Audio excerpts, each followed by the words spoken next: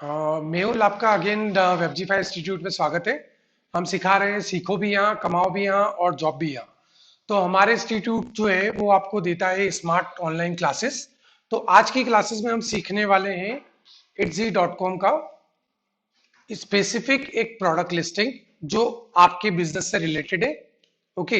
तो इसमें सबसे पहले जो हम डिस्कशन करने वाले हैं वो करने वाले इसके रिव्यूज को लेके। कोई भी प्रोडक्ट लिस्टिंग जब भी आप चूज करते हैं, जैसे अगर हम इस प्रोडक्ट लिस्टिंग के साथ जा रहे हैं जो एक डिजिटल आर्टवर्क सेल कर रहा है, तो यहाँ पे जो भी रिव्यूज दिए जाते हैं वो रिव्यूज जो होते हैं वो एक सेलर शॉप जो होती है, जैसे कि एग्जांपल के लिए वेबजीफाई का कोई स्टोर है इटजी के ऊपर, वहां पे अगर मैंने 10 प्रोडक्ट 100 प्रोडक्ट या 1000 प्रोडक्ट डाले होंगे, उन जितने भी प्रोडक्ट डाले हैं उन पे जितने भी रिव्यूज है, एक प्रोडक्ट पे एक रिव्यू है, दूसरे पे 10 है, तीसरे पे 5 है, ऐसे ही करके जितने रिव्यूज है, टोटल नंबर ऑफ रिव्यूज जो है वो हर एक प्रोडक्ट पे आपको, जो भी आपका प्रोडक्ट जहाँ डिस्प्ले हो रहा है वहां पे टोटल नंबर ऑफ आपके रिव्यूज जो है आपके स्टोर के वो डिस्प्ले होते हैं, ना कि स्पेसिफिक जो एक प्रोडक्ट है उस पे जो रिव्यूज दिए गए हैं वो।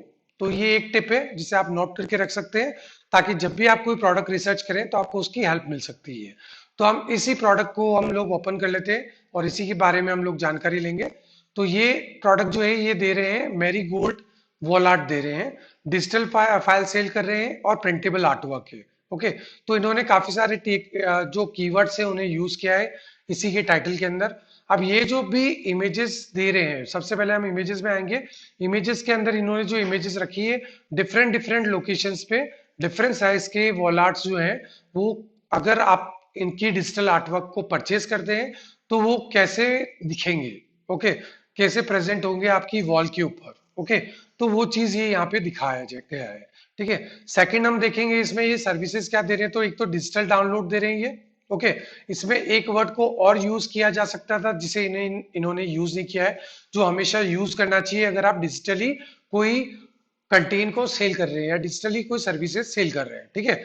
तो उसमें आप आपकी नोटपैड में लिख सकते हैं, आपको यहाँ पे कीवर्ड में यूज करना है instant digital download printable file. Stunt लिखने से कस्टमर को आइडिया हो जाता है कि ऐड टू बास्केट बटन पे क्लिक करने के बाद जब हम पेमेंट करेंगे तो हमें इंस्टेंटली इसका डाउनलोड लिंक जो है अवेलेबल हो जाएगा। तो हमेशा आपके टाइटल या डिस्क्रिप्शन के अंदर जब की पॉइंट्स लिखते हैं तो उसमें आपको एक की पॉइंट में एक टैगलाइन लिखनी है, instant digital download printable file. Okay. तो उससे इजी हो जाता है कस्टमर को कि ये जो डिजिटल कंटेंट दिया जा रहा है वो इंस्टेंटली डाउनलोडेबल है। अगर आप कोई कस्टमाइजेशन उसमें प्रोवाइड नहीं कर रहे हैं तो आपको इंस्टेंट डाउनलोड वर्ड यूज करना है। ओके। अगर उसमें कस्टमाइजेशन यूज कर रहे हैं तो आप इंस्टेंट डाउनलोड नहीं दे सकते हैं, क्योंकि पहले आप उसके कस्टमाइजेशन जो है उससे पहले आप अपने हैंड पे कंप्लीट करेंगे, फिर उसका अप्रूवल लेंगे, उसके बाद उसको डिजिटली फाइनल फाइल जो है डिलीवर्ड करेंगे। इसमें सेकेंड ऑप्शन आप लिख सकते हैं, अगर कस्टमाइजेशन कभी देते हैं तो आप डिस्क्रिप्शन के अंदर एक आपको एक की पॉइंट लिखने पड़ेगा कि जब तक कस्टमाइजेशन होके आपका जो डिजिटल आर्ट है वो अप्रूव नहीं हो जाता है तब तक हम जो आपको एक सैंपल फाइल प्रोवाइड करेंगे वो विद वाटरमार्क अवेलेबल होगी। ओके। तो ये की पॉइंट क्यों काम के लिए, बहुत बार ये होता है कि कस्टमर को एक फाइनल वर्क दे दिया जाता है, उसके बाद भी कस्टमर रेगुलर डिमांड करता है आपसे कि इसमें चेंजेस करते जाओ। ओके। इसलिए कभी भी आप अगर कस्टमाइजेशन किसी भी डिजिटल आर्टवर्क में दे रहे हैं तो आपको एक टैगलाइन यूज करनी है, work sample work will be delivered with the watermark till your approval. Okay. मतलब जब तक आप अप्रूव नहीं करेंगे उसे तब तक आपको जो भी हमारे सैंपल वर्क आपको डिलीवर्ड किया जाएगा उसमें हम लोग वाटरमार्क को यूज करेंगे। ये चीज को आपको आपके डिस्क्रिप्शन के अंदर मेंशन करना है। ओके। तो ये एक टिप है जिसे आपको यूज करना है। इस ट्रिक को यूज करने से आपको बहुत हेल्प मिलेगी जब आप डिजिटल कंटेंट को सेल करते हैं। ओके। जी हाँ, जैसे उसमें ये प्रोसेस रहता है इटजी पे, अगर आप कोई कस्टमाइजेशन देते हैं तो उसमें वो आपको रिक्वेस्ट सेंड करेंगे, जिसमें पर्सनलाइजेशन वाला हमने बॉक्स देखा था। ठीक है। उसमें जब आप है ना रिक्वेस्ट ऑर्डर करके वो जब रिक्वेस्ट करेंगे तो आपको एक टाइम लिमिट देनी होगी 24 to 48 आवर या 3 डेज में इसको आपने जो भी ऑर्डर प्लेस किया है, due to high demand of orders, we will submit you for the what sample image with changes as per your requirement and it will take time up to 3 days or up to 5 days. Okay, तो customization करने में हमें time चाहिए होता है। जैसे example के लिए हो सकता है कि आज कोई ऑर्डर आए हैं और आपके 10 या 20 ऑर्डर आ गए, 50 ऑर्डर आ गए, तो सेम डे आप उन्हें कंप्लीट नहीं कर पाएंगे, आपको उसके लिए टाइम चाहिएगा। हो सकता है इंटरनेट इशू हो सकता है आपका डिवाइस वर्क नहीं कर रहा है या अदर कोई रीजंस हो, तो आपको एक टाइम लिमिट लेके चलनी है कस्टमाइजेशन के लिए, ताकि कस्टमर जो है उससे जो टाइम लिमिट आप दे रहे हैं हमेशा उससे पहले आपको काम करके देना है।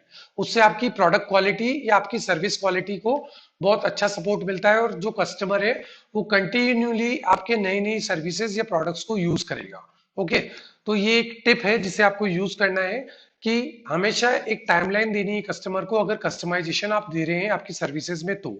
ओके, ताकि ये टाइमलाइन क्यों देनी है और कस्टमर को वाटरमार्क इमेज क्यों देनी है, जब आपको पर्सनलाइजेशन का डिटेल्स वो अपडेट करेंगे कस्टमर, वहां पे आपको एक ऑप्शन और देना है जो आप नोटपैड में लिख सकते हैं, please share your email ID for delivered work after customisation as per your requirement. Okay, तो वो आपको एक ईमेल प्रोवाइड करेंगे। अगर वो ईमेल नहीं भी प्रोवाइड करते जब ऑर्डर प्लेस करते कस्टमर, तो ऑटोमेटिकली आपकी जो भी इट्जी अकाउंट रजिस्टर किया है उसकी रजिस्टर ईमेल पे उस कस्टमर का ईमेल आईडी, उसका नाम, उसका एड्रेस, उसका पिन कोड, ये सारी डिटेल आपकी पर्सनल ईमेल पे रिसीव्ड हो जाती है और इट्जी के डैशबोर्ड में ऑर्डर पेज पे भी ये सारा इंफॉर्मेशन होती है।